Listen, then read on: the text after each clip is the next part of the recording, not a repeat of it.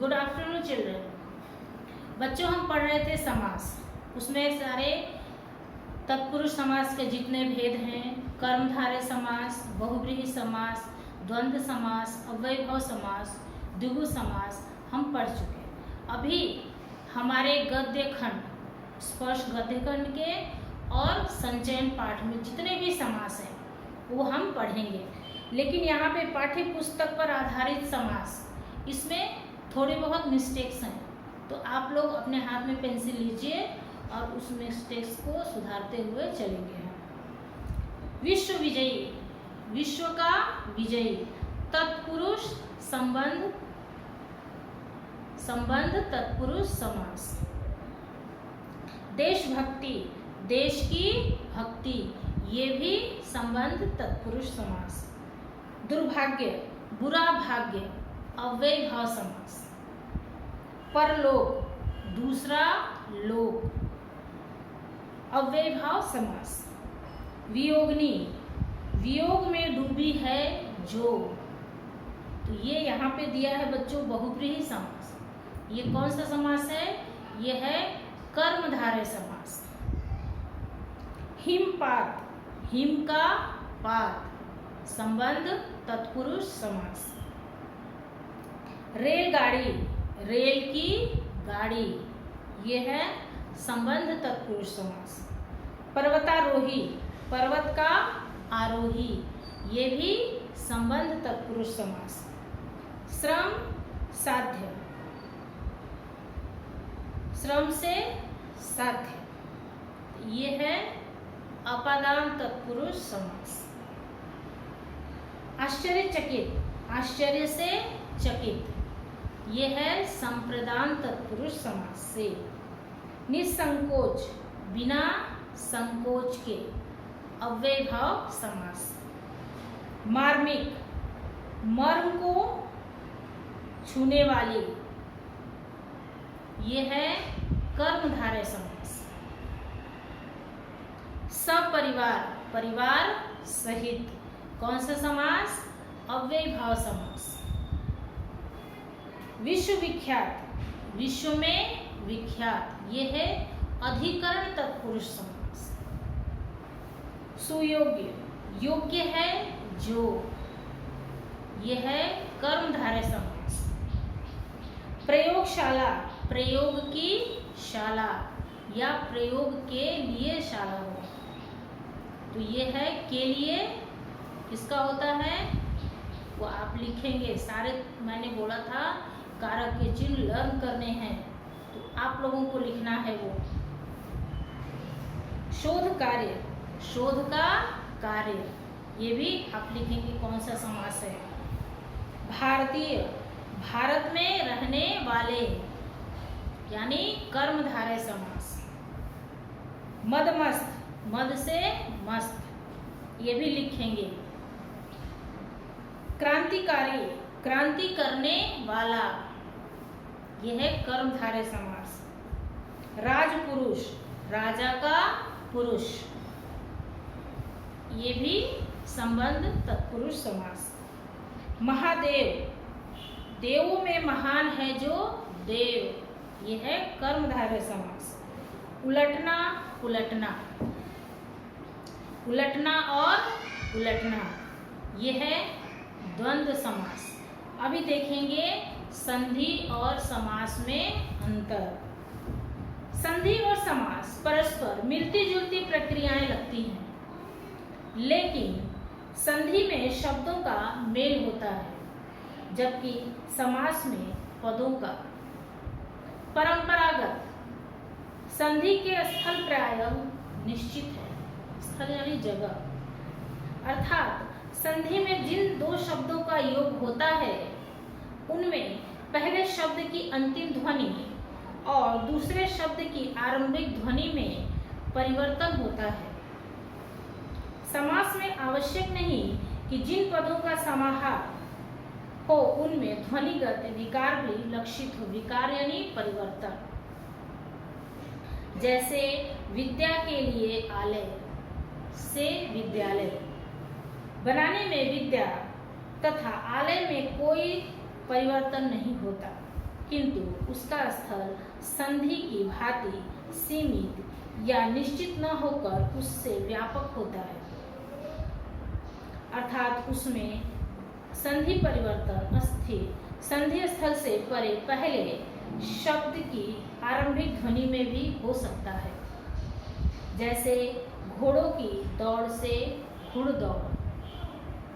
समास बनने में पूर्व पद घोड़ों का अन्यत्र है, अलग है, यूं तो लुप्त हुआ ही, साथ ही उसका आरंभिक वर्ण दीर्घ से ह्रस्व होगा। दीर्घ मतलब बड़ा, ह्रस्व मीन्स छोटा।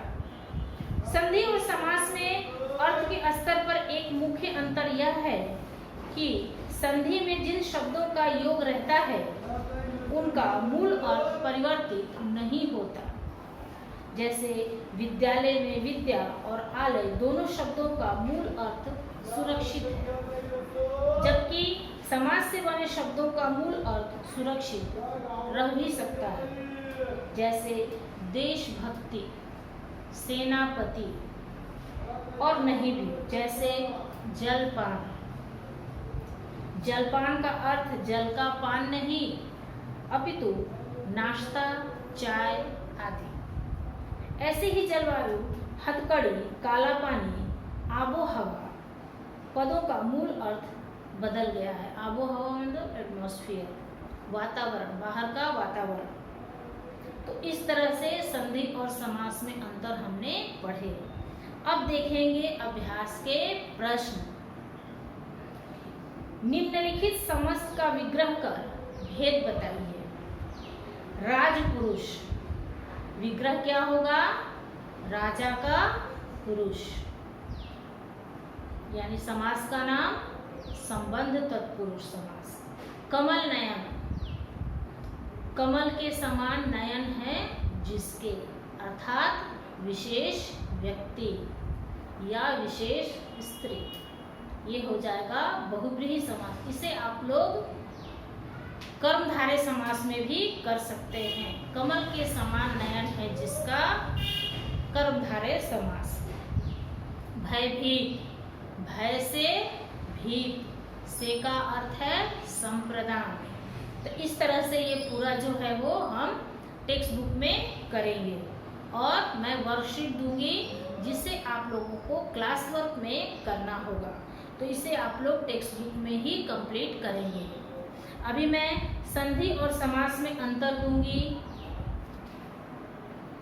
कर्मधारय और बहुब्रीहि समास में अंतर, द्विगु और बहुब्रीहि समास में अंतर, संधि और समास में अंतर, जिसे हमें क्लास वर्क बुक में लिखना है। ऊपर हेडिंग डालेंगे समास पाठ 7, ऐसा करके स्टार्ट करेंगे प्रश्न से। लिखेंगे समास और संधि में अंतर स्पष्ट कीजिए। द्विगु समास और बहुब्रीहि समास में अंतर स्पष्ट कीजिए। इस तरह से हम प्रश्न बनाएंगे और वो हम क्लास वर्क में लिखेंगे, लेकिन क्वेश्चन नंबर 1 ये हम टेक्स्ट बुक में ही करेंगे। अभी क्वेश्चन नंबर 2, निम्नलिखित विग्रहों के समस्त पद बनाकर समास का नाम लिखिए। यानी ये अलग अलग है, विग्रह किया हुआ है, इसे हमें क्या करना है? समस्त पद करना है, यानी एक साथ जोड़ना है। कुसुम सा कोमल, कुसुम कोमल, समास का नाम कर्मधारय समास। परम है जो आनंद, परमानंद, कर्मधारय समास। न योग्य, अयोग्य, ये हो गया न्यन समास। डिब्बे में बंद, डिब्बा बंद, अधिकरण तत्पुरुष समास। प्रेम से आतुर, प्रेमातुर, संप्रदान तत्पुरुष। राष्ट्रपति का भवन, राष्ट्र भवन, यानी संबंध तत्पुरुष। देश के लिए भक्ति, ऐसे ही पूरा हम इसे टेक्स्ट बुक में कंप्लीट करेंगे। अभी आ जाएंगे क्वेश्चन नंबर 3। निम्नलिखित का समास विग्रह कीजिए तथा समास का भेद बताइए। ये भी हम बुक में करेंगे। कौन कौन सा करेंगे वो मैं टिक कराऊंगी आप लोगों को, जिसे कल हम करेंगे। ऑनलाइन लेक्चर में मैंने सब बता दिया है कौन कौन सा करना है। धर्माधर, नरगत, यथाशक्ति, त्रिलोचन, यथामति, सत्याग्रह, अंशुमाली, काम मोक्ष, जन्मांध, आमरण, दूसरा गजानन, भीमार्जुन, शोकमग्न, प्रतिक्षण, भरपेट, मालगाड़ी, राजा रंग, पंचानन, पंचरत्न, जलथल, दशानन, तीसरा अनुरूप, हस्तलिखित, सुख दुख, घनश्याम, प्रतिदिन, देशगत, नर नारी, पीतांबर, रात भर, सिर दर्द, जय पराजय, लंबोदर। चौथा चतुर्भुज, भरपेट, रसोई घर, रुपया पैसा, अनुरूप, ऋण मुक्त, दाल रोटी, गजानन, चक्रधर, जलथल, राष्ट्रपति, आजम। तो इस तरह से बच्चों हम इसे अपने व्याकरण क्लास वर्क में लिखेंगे। ठीक है।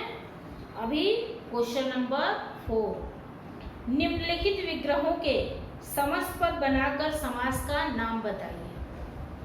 2 या 4। ये कौन सा समास है? ये है द्वंद्व समास। 2 योजक चिन्ह 4। नीला है कंठ जिसका, नीलकंठ। समास का नाम कर्मधारय समास। दूसरों का उपकार, पर उपकार। संबंध तत्पुरुष। राजा की आज्ञा, राजाज्ञा, राजाज्ञा। संबंध तत्पुरुष। घर और बाहर, द्वंद्व समास। चुनाव के लिए आयोग। इस तरह से हम ये क्लास वर्क बुक में कंप्लीट करेंगे। अभी हम देखेंगे क्वेश्चन नंबर 5। रेखांकित पद के समास का नाम लिखिए। हमें फल की चिंता किए बिना यथाशक्ति परिश्रम करना चाहिए। समास का नाम पूछ रहा है, यथाशक्ति को अंडरलाइन किया है, तो कौन सा समास होगा? अव्ययीभाव समास। तो ये क्वेश्चन नंबर 5 जो है वो हम टेक्स्ट बुक में ही करेंगे। आप सभी यथास्थान बैठ जाएं। ये है अव्ययीभाव समास। यह 21वीं शताब्दी है, यानी ये है द्विगु समास। मनीष ने रामू को बहुत भला बुरा कहा। ये है द्वंद्व समास। इस उपकार के लिए मैं आपका आजीवन आभारी रहूंगा। ये है अव्ययीभाव समास। तो इस तरह से हमारा समास जो है आज समाप्त हो गया। अगली बार हम स्पर्श हम काव्य खंड पढ़ेंगे। तो धन्यवाद।